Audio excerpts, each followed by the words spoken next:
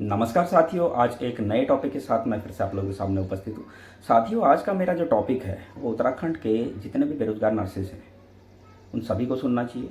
सभी के लिए बहुत ज़्यादा इम्पोर्टेंट है। इम्पोर्टेंट है या नहीं ये आप लोग बताएं।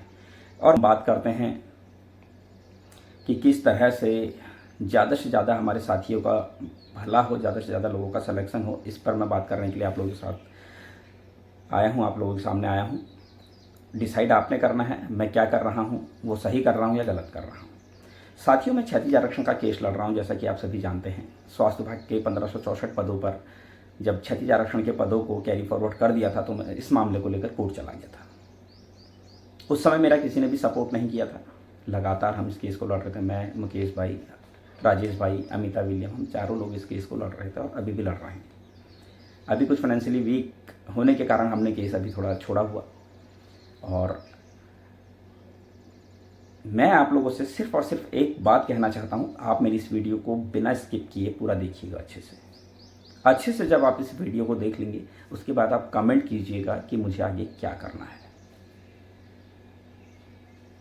साथियों, आप लोगों का ज़्यादा टाइम नहीं लूँगा, तो क्योंकि आपका भी टाइम बहुत कीमती है, तो साथियों शुरू करते हैं। साथियों, सबसे पहले मैं आपको बताना चाहूँगा कि स्वास्थ्य विभाग में क्षैतिज आरक्षण के कितने पद किस कैटेगरी के खाली थे और अभी कितने पद मेडिकल कॉलेज में खाली हो सकते हैं। अगर हम क्षैतिज आरक्षण के केस को छोड़ देते हैं आज की डेट में ना, कितना नुकसान हमको होने वाला है।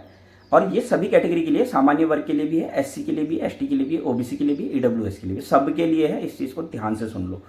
आरक्षण, क्षैतिज आरक्षण मतलब आरक्षण लग गया, इसका मतलब नहीं एससी एसटी ओबीसी का ही भला हो रहा है। इसमें सामान्य वर्ग भी आता है। क्षैतिज आरक्षण की पोस्टें जो है सामान्य वर्ग के लिए भी होती है। आरक्षण का मतलब ये नहीं होता है कि सिर्फ एससी एसटी ओबीसी को बेनिफिट दिया जा रहा होगा। तो चीज़ों को थोड़ा सा आप समझें, क्योंकि बहुत सारे लोग यही बोल रहे कि उससे हमें क्या बेनिफिट। तो आप चीज़ों को तो समझ लो, वीडियो तो पूरा देख लो। क्षैतिज आरक्षण में वो पोस्टें आती हैं जो भूतपूर्व सैनिक होते हैं, जो स्वतंत्रता संग्राम सेनानियों के आश्रित होते हैं, जो दिव्यांगजन होते हैं, जो उत्तराखंड के अनाथ बच्चे होते हैं, जो महिला कैंडिडेट्स होती हैं, ये क्षैतिज आरक्षण में आते हैं भाई। और ये सभी कैटेगरीज में होते हैं, सामान्य वर्ग में भी होते हैं ये। तो आप ये ना कहें कि ये सिर्फ क्षैतिज आरक्षण वाले केस से तो सिर्फ एससी एसटी ओबीसी को बेनिफिट हो रहा है। मुझे ये चीज़ समझ में नहीं आती कि कैसी मानसिकता आप लोगों ने बना रखी है। आप प्लीज़ आप वीडियो को अच्छे से देखें, समझें मैं क्या कह रहा हूँ और किससे किसको कितना बेनिफिट है। साथियों, शुरू करते हैं। सबसे पहले बात करते हैं सामान्य वर्ग की, कि सामान्य वर्ग को कितना फ़ायदा हो सकता है, कितना नुकसान हो सकता है। अगर हम क्षैतिज आरक्षण का केस जीतते हैं तो सामान्य वर्ग को पहले मैं बता देता हूँ, स्वास्थ्य विभाग के 1564 पदों पर 32 पद खाली हैं। आप समझ रहे हैं, 32 पद स्वास्थ्य विभाग के 1564 पदों के सापेक्ष खाली हैं क्षैतिज आरक्षण के वहां पर। और 66 पद जो पद हैं वो मेडिकल कॉलेज में खाली हो सकते हैं।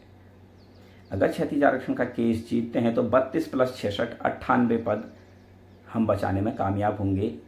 सामान्य वर्ग महिला डिप्लोमा धारक कैंडिडेट्स की, अभी मैं बात कर रहा हूं डिप्लोमा धारक महिला कैंडिडेट्स की।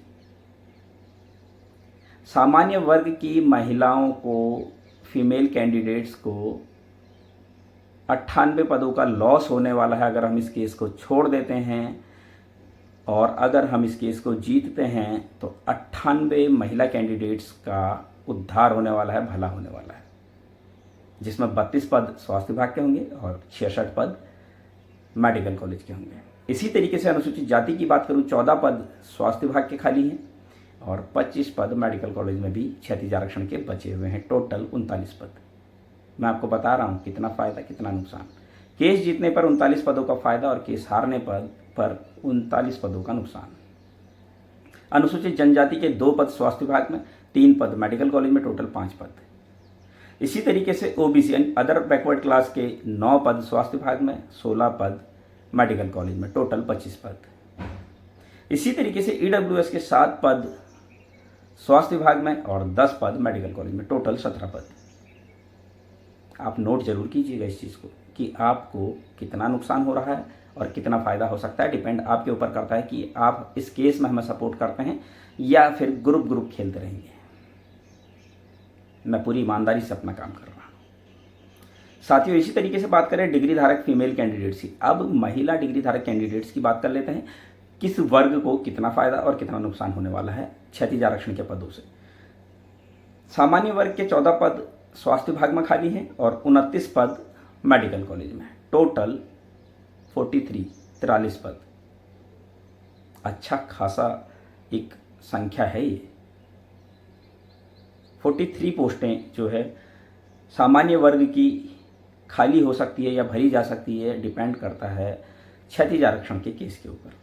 अनुसूचित जाति के 10 पद जो है डिग्री धारक फीमेल कैंडिडेट्स के स्वास्थ्य विभाग में खाली हैं और 9 पद मेडिकल कॉलेज में, टोटल 19 पद। इसी तरीके से एसटी के कोई पद खाली नहीं है, ओबीसी ना मेडिकल कॉलेज में ना स्वास्थ्य विभाग में। ओबीसी के 4 पद स्वास्थ्य विभाग में खाली हैं, 7 पद मेडिकल कॉलेज में, टोटल 11 पद।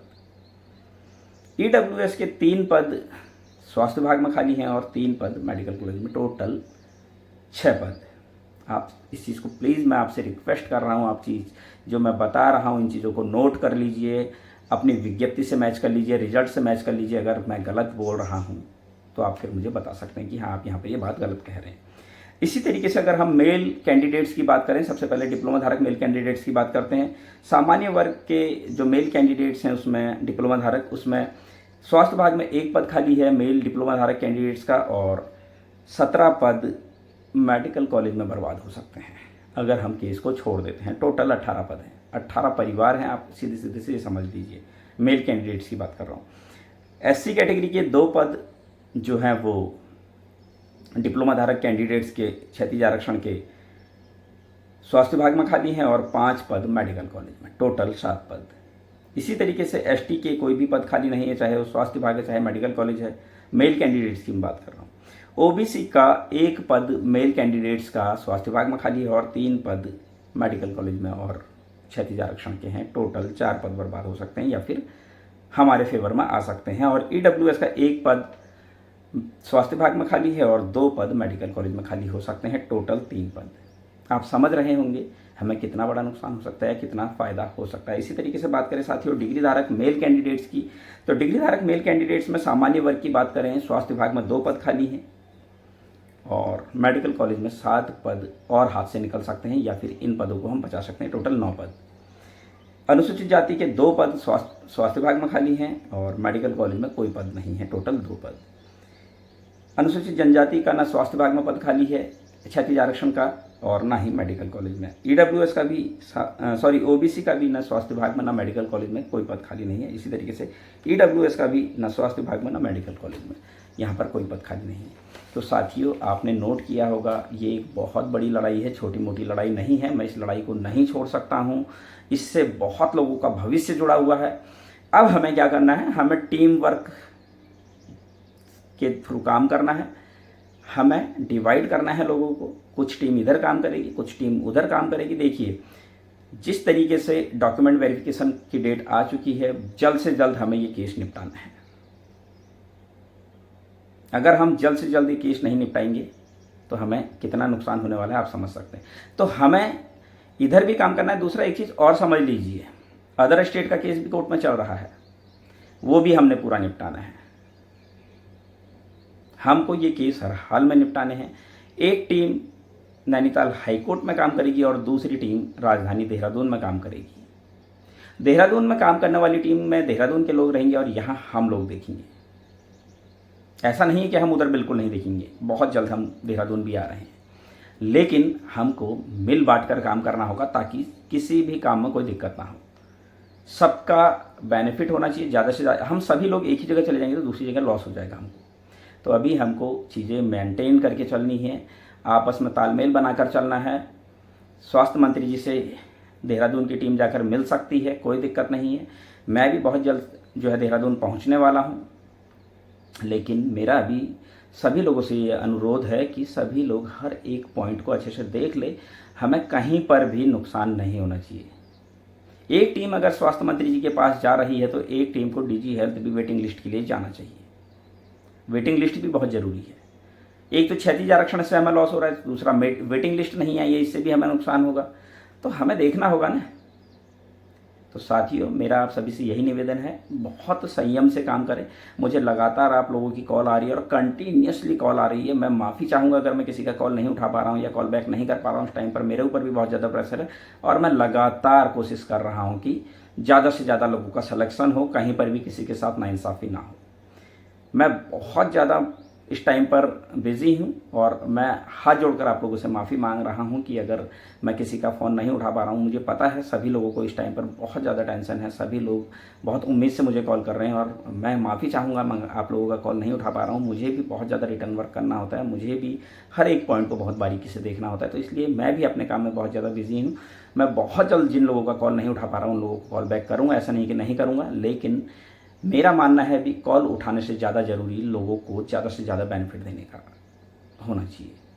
तो साथियों, ये जानकारी बहुत महत्वपूर्ण थी और ये जानकारी आप लोगों तक पहुंचानी मेरे लिए बहुत ज़्यादा इम्पोर्टेंट था।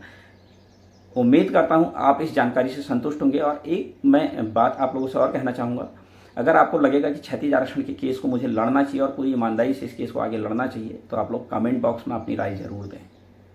अगर आपको लगता है कि मुझे इस केस को छोड़कर सिर्फ और सिर्फ देहरादून में फोकस करना चाहिए, तो मैं उसके लिए भी तैयार हूँ।